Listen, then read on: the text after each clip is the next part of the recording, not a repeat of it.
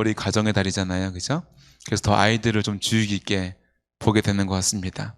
우리가 한 아이를 키우면서 깨닫는 것들이 참 많아요. 그죠? 그런데 그것 중에 저는 그것을 깨닫습니다. 갓난아이 때는 아이들이 그냥 잘 먹고 잘 자고 잘 싸기만 하면 돼요. 그죠?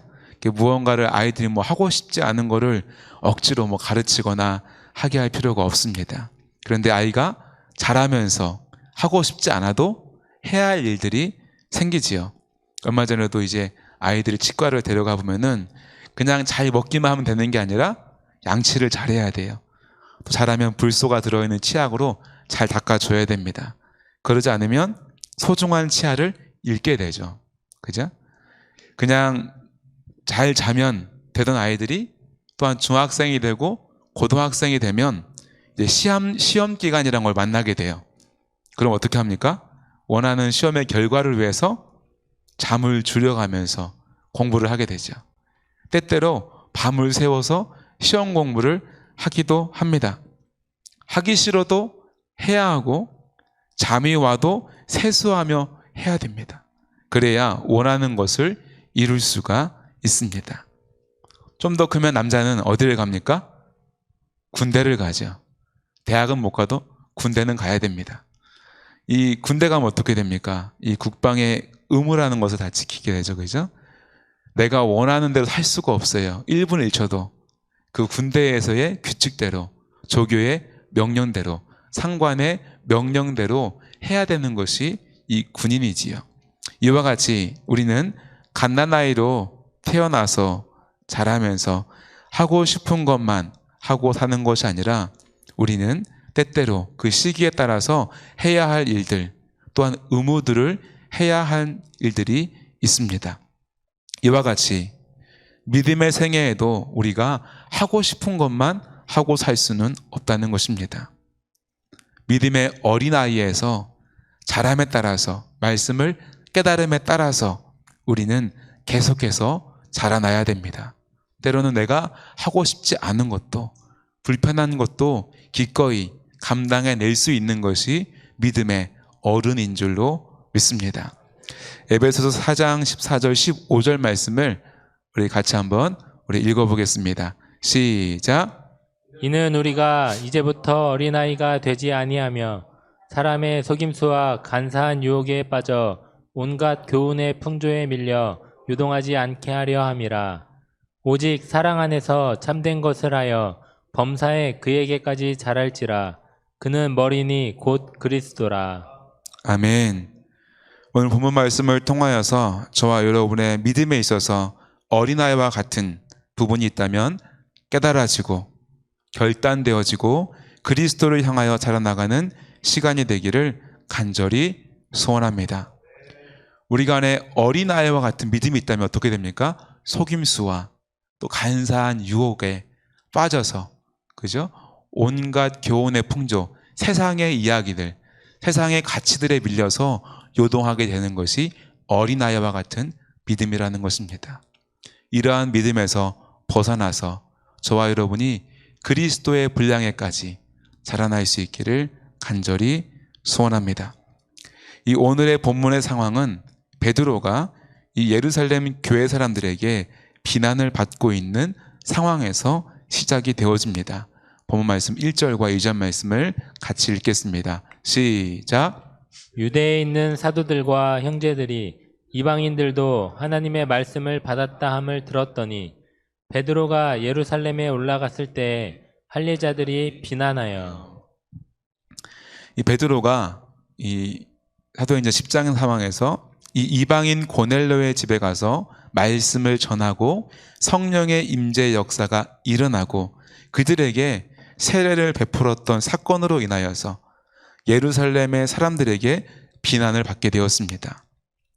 이 할례자들이라고 기록되어 있는데 할례자들은 누굽니까? 바로 유대인들을 가리키는 표현이죠.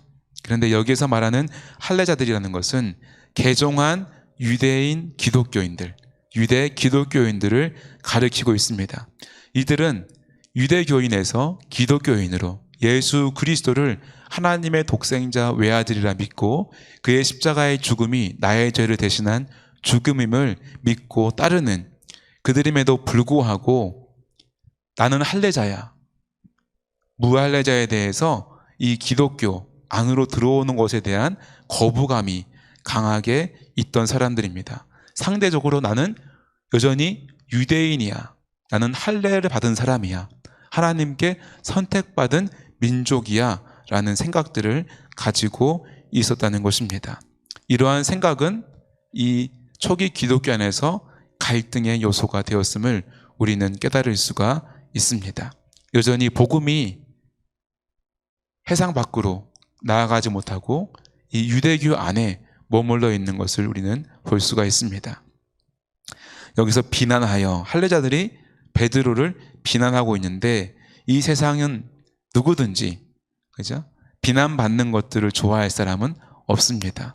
저와 여러분도 누군가 여러분을 비판한다면 비난한다면 이렇게 웃으면서 들어줄 수 있는 사람이 있습니까? 없지요.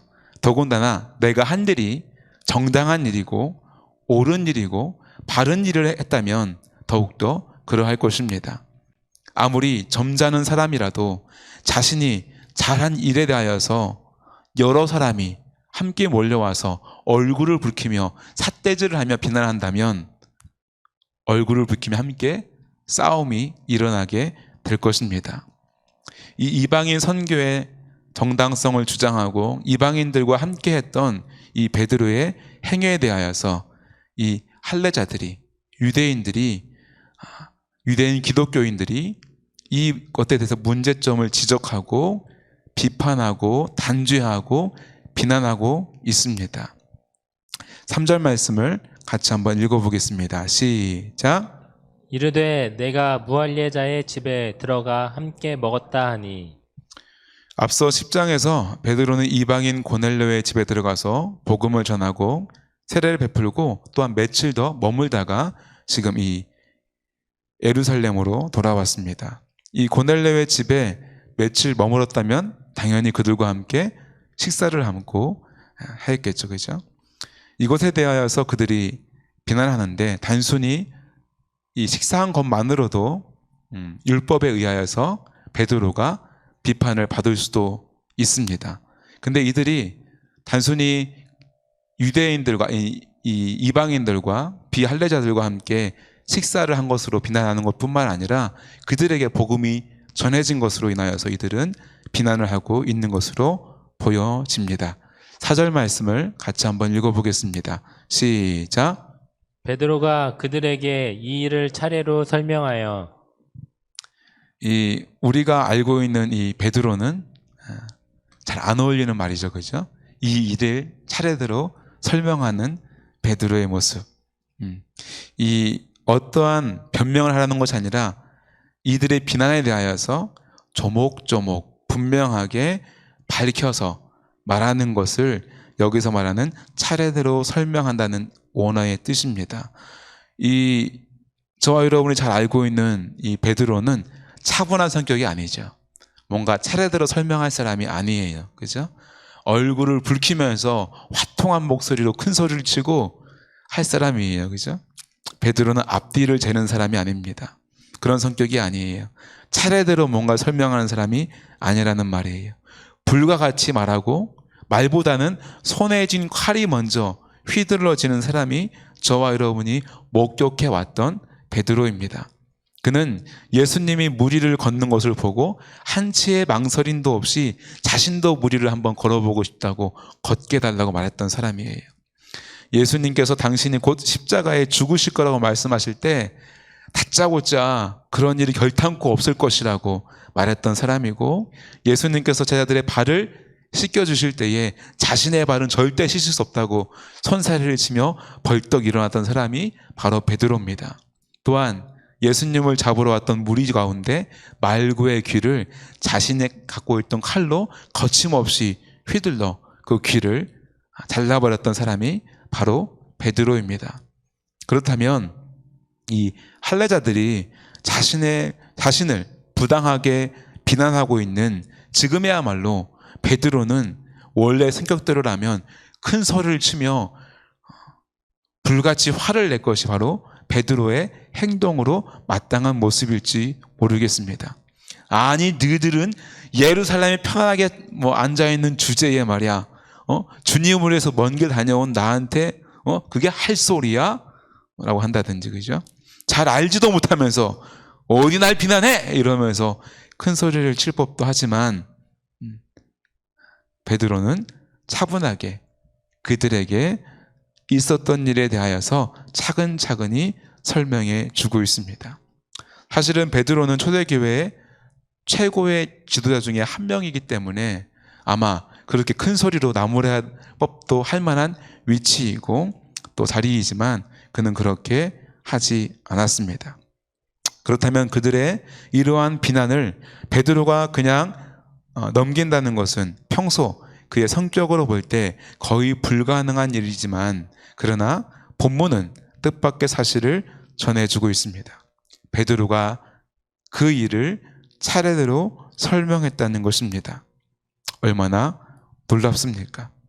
베드로는 할례자들의 부당한 비난에 대하여서 동일하게 비난을 한 것이 아니라, 분노로 대응한 것이 아니라, 불처럼 화를 내면서 나간 것이 아니라, 내지는 말없이 조용히 그래 이제 니들과는 다시는 안 만날 거야 라고 갈라지자 한 것이 아니라, 놀랍게도 자신을 비난하는 사람들에게 자초지정을 상세하게 설명합니다.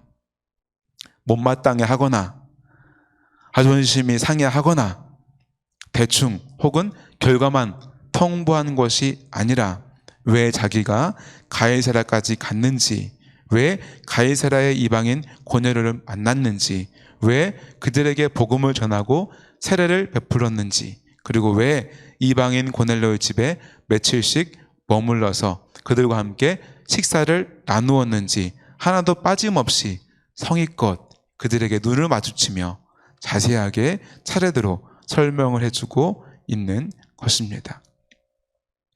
그 설명의 내용을 간단하게 말하면 그렇습니다. 베드로는 욥바시에 머무르고 있었죠. 그가 기도 시간이 되어서 옥상에서 기도를 하고 있었습니다. 그때 하나님의 환상이 눈앞에 펼쳐지지요. 큰 보자기 같은 그릇이 하늘로부터 내려오는데 거기에는 뭐가 있어요? 네 발 달린 것과 짐승과 공중의 새, 기는 것, 곧 율법에 따라서 먹으면 안 되는 금해져 있는 음식들이 내려옵니다. 그런데 들리는 소리는 뭡니까? 베드로야 그것을 잡아 먹으라 라고 말합니다. 당연히 베드로는 주님, 그럴 수가 없습니다. 속된 것이나 깨끗하지 않은 것을 결코 내 입에 댄 적이 없습니다. 그것은 율법으로 금하고 있기 때문이죠. 그러나 이러한 일들이 3번 반복되어집니다. 그때 마침 고넬료가 보낸 3사람이 문을 두드리고 들어옵니다. 그때의 성령께서 어떤 마음을 주십니까? 베드로야, 아무 의심 없이 함께 가라, 이런 마음을 주시죠. 그래서 베드로는 함께 길을 떠납니다. 고넬료의 집에 도착하게 됩니다. 그때 고넬료가 이렇게 말하죠. 내가 기도 중에 천사에게 이런 말을 들었습니다. 욥바로 사람을 보내라. 거기에 베드로라고 하는 사람이 있을 것이다. 그를 초청하여서 그가 말씀을 전했도록 하라. 그가 너와 내 온 집이 구원받을 말씀을 내게 이르리라 라는 말을 들었다고 베드로에게 이야기를 하게 됩니다. 베드로는 이러한 과정 가운데 이방인 고넬료와 그와 함께한 사람들에게 말씀을 전하게 됩니다.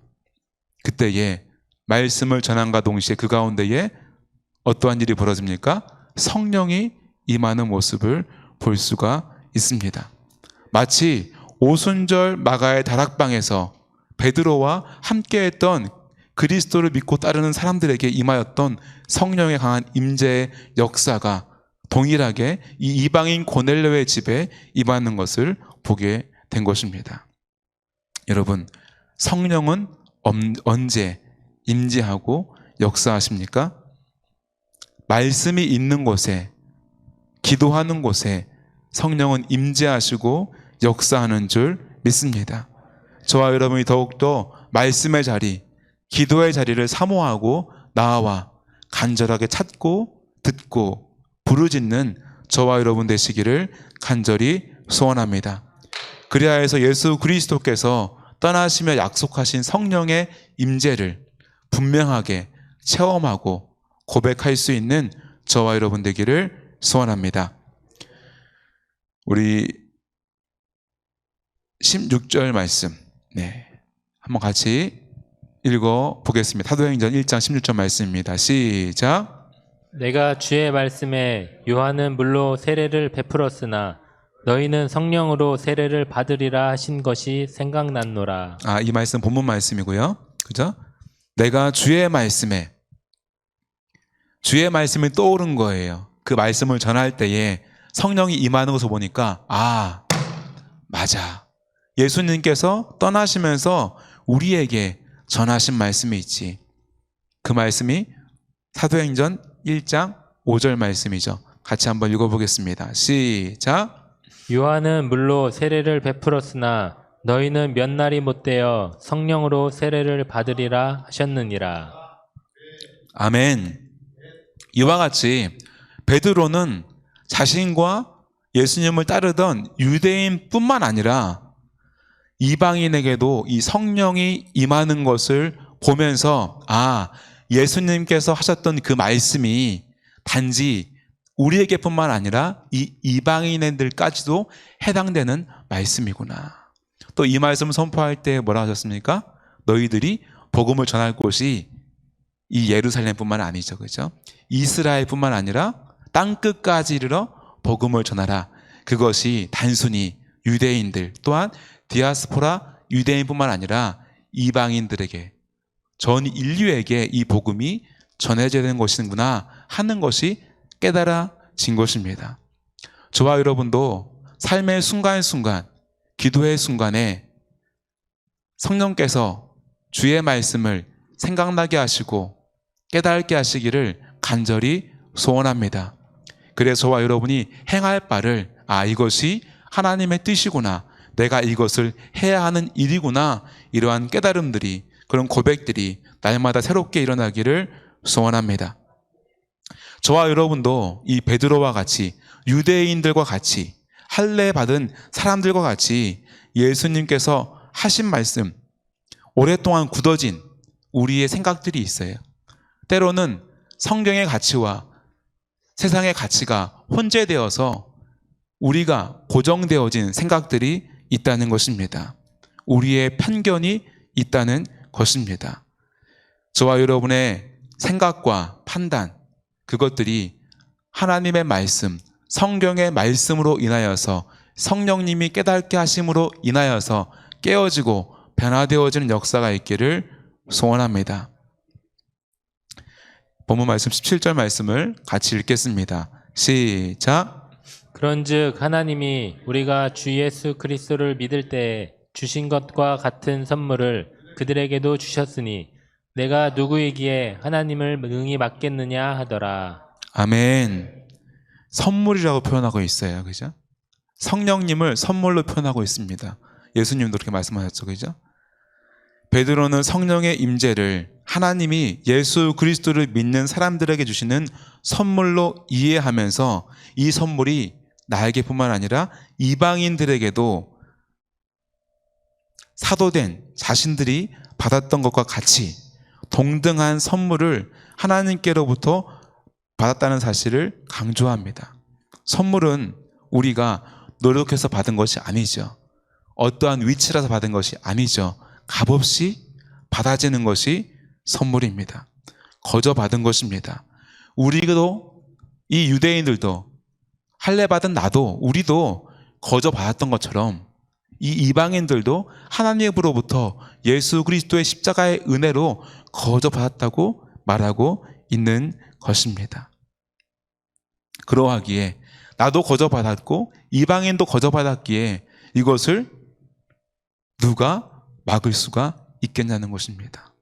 내가 누구이기에 하나님을 능히 막겠느냐. 바꿔 말하면 너희들도 누구이기에 하나님의 일을 막겠느냐라고 말하는 것입니다. 하나님의 일을 능히 막을 자가 없는 줄 믿습니다. 저와 여러분도 우리의 고정된 생각, 나의 편견, 나의 가치가 그리스도의 십자가의 복음이 전해지는 것에 가림막이 되지 않기를 소원합니다. 하나님의 일에 가림막이 되지 않기를 소원합니다. 하나님이 용서하신 사람을 내가 어찌 용서하지 않을 수가 있겠습니까? 하나님이 이해하시고 너그러이 받아주는 일을 내가 누구이기에 그를 내 마음속에 받아들이지 않을 수가 있겠습니까? 하나님이 예수 그리스도를 십자가에 죽기까지 사랑하신 일을 내가 어찌 사랑하지 않을 수가 있겠습니까? 저와 여러분도 베드로와 같이 내가 누구이기에 하나님을 능히 받겠느냐 고백하고 고백과 같이 순종할 수 있기를 간절히 소원합니다. 나의 생각이, 나의 가치관이, 때로는 나의 감정이 하나님의 뜻을 막을 수가 있겠습니까? 저와 여러분이 누구이기에 하나님을 능히 막겠습니까? 하나님의 뜻에, 주의 말씀에 철저하게 순종하는 저와 여러분이 되시기를 간절히 소원합니다. 18절 말씀 함께 읽겠습니다. 시작. 그들이 이 말을 듣고 잠잠하여 하나님께 영광을 돌려 이르되 그러면 하나님께서 이방인에게도 생명 얻는 회개를 주셨도다 하니라. 아멘. 아멘.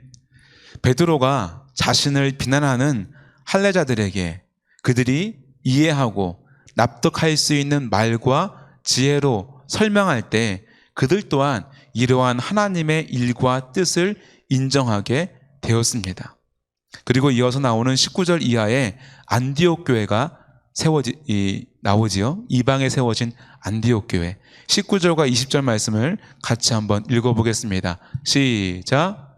그때 스데반의 일로 일어난 환란으로 말미암아 흩어진 자들이 베니게와 구브로와 안디옥까지 이르러 유대인에게만 말씀을 전하는데 그 중에 구브로와 구레네 몇 사람이 안디옥에 이르러 헬라인에게도 말하여 주 예수를 전파하니.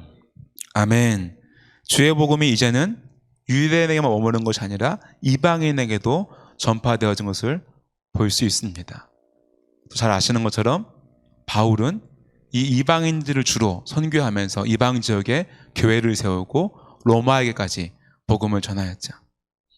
하나님의 말씀에 순종하여서 이 선한 일을 하고도 같은 그리스도인으로부터 혹독하게 비난을 받는 기막힌 상황 속에서 지금까지 있었던 모든 일을 빠짐없이 차례대로 조용히 설명한다는 것은 굉장히 인내심과 자제력 없이는 불가능한 일이었을 것입니다.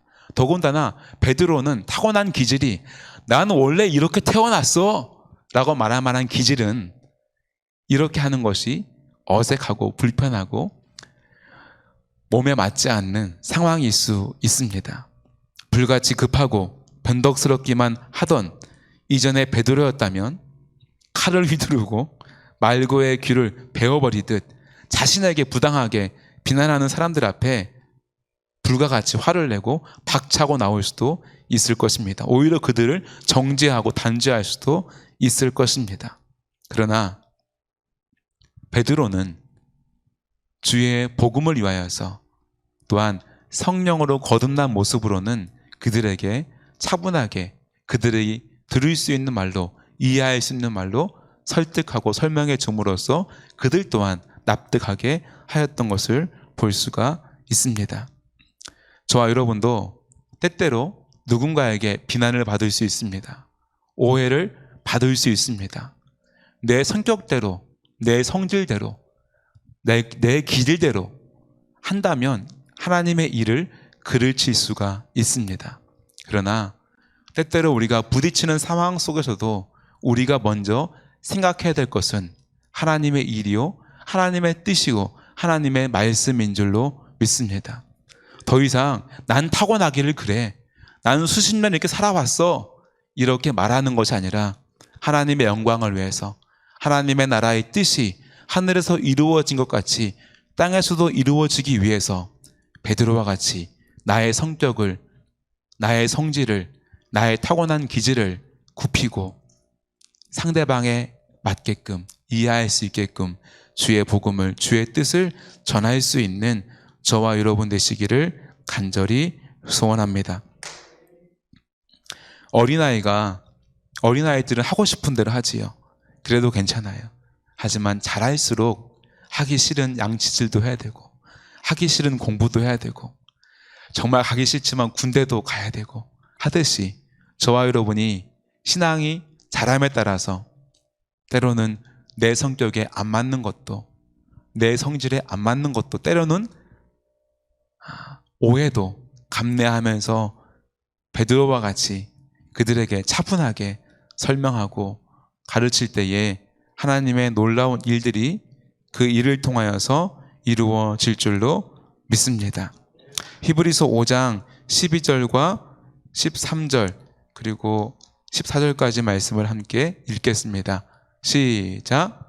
때가 오래되었으므로 너희가 마땅히 선생이 되었을 터인데 너희가 다시 하나님의 말씀의 초보에 대하여 누구에게서 가르침을 받아야 할 처지이니 단단한 음식은 못 먹고 젖이나 먹어야 할 자가 되었도다. 저와 여러분도 신앙생활의 연수가 꽤 되었죠, 그죠? 네. 딱 보니까 저 뒤에 유아랑 하경이 빼고는 적어도 수십 년씩, 그죠? 되었을 터인데 마땅히 선생이 되어야 될 줄로 믿습니다. 저와 여러분이 가정 안에서도 말씀을 입술의 말로 또한 삶으로 가르치고 보여줘야 될 줄로 믿습니다. 또한 교회에서 할 수 있으면 교사로 헌신하고 또한 속회에서 말씀을 나누고 또 속회가 아니어도 우리가 성도들끼리 내가 깨달은 말씀을 나누고 삶을 나누고 간증할 수 있는 가르치는 마땅한 선생이 되기를 간절히 소원합니다. 단단한 음식을 넉넉히 먹을 수 있는 누군가 모난 음식들, 모난 말들을 할지라도 내가 능히 잘 소화할 수 있는 베드로와 같은 성숙함이 있기를 소원합니다. 13절과 4절 말씀까지도 함께 끝까지 읽어보겠습니다. 시작. 이는 젖을 먹는 자마다 어린아이니 의의 말씀을 경험하지 못한 자요. 단단한 음식은 장성한 자의 것이니 그들은 지각을 사용함으로 연단을 받아 선악을 분별하는 자들이니라. 아멘. 저와 여러분이 단단한 음식도 잘 먹을 수 있기를 바랍니다.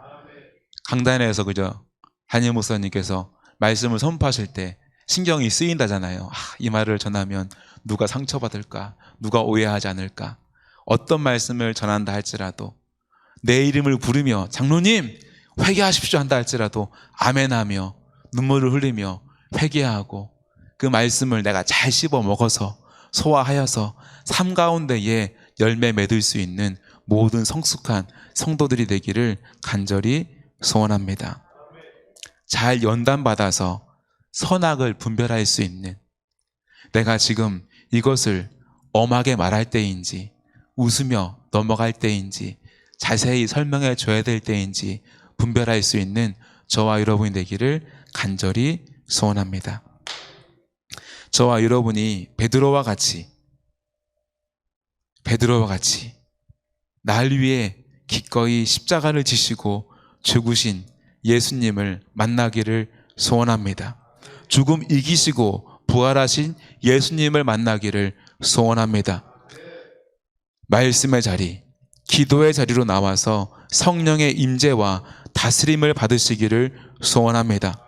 저와 여러분이 나고 자라면서 가지고 있는 자신만의 기질이 있습니다. 스타일이 있습니다. 성격이 있습니다.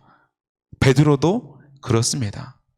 그러나 그가 그리스도를 따를 때, 그가 성령 충만함을 받았을 때 그는 자기 자신의 모습을 고집대로 살아가는 것이 아니라 새 사람이 되어진 줄로 믿습니다. 고린도후서 5장 17절 말씀을 같이 함께 읽겠습니다. 시작.